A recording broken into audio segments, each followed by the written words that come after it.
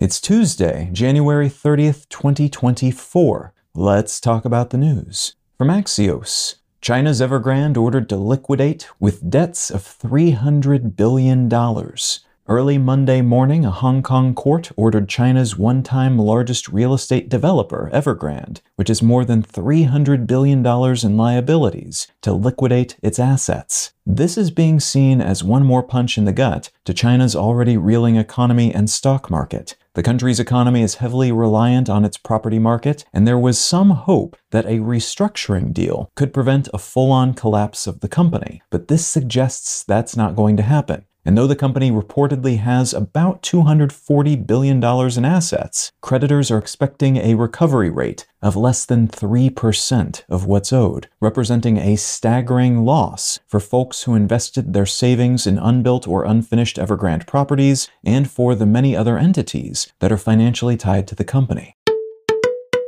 From France 24, Burkina Faso, Mali, and Niger to leave ECOWAS bloc with immediate effect. The leaders of Niger, Mali, and Burkina Faso, three West African states led by military juntas that successfully toppled their previous democratic governments, have announced that they are leaving the Economic Community of West African States, or ECOWAS. This is not much of a surprise, as these three nations have been at odds with their democratic neighbors for years, though that diplomatic prickliness was kicked up a notch last July when a military coup in Niger de facto aligned it with Burkina Faso and Mali, which held their own coups in 2022 and 2020 respectively. This trio was already suspended from ECOWAS and has been facing sanctions from ECOWAS nations, so this announcement is mostly just a formalization of their separation from this group, along with the unveiling of a competing organization called the Alliance of Sahel States.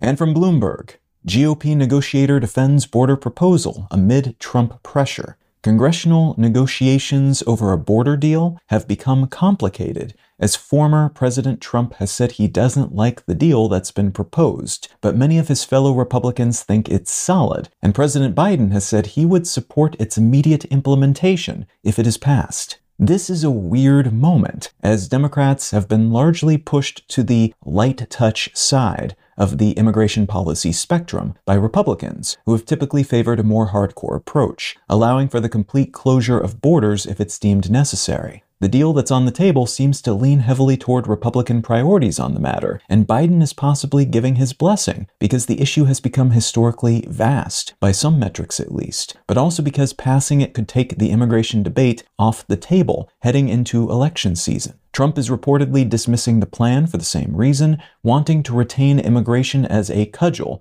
to hit Biden with, and he is thus pressuring congressional Republicans to keep it from passing. But many of them are still trying to get some kind of immigration reform past the finish line, post-haste, despite that pressure.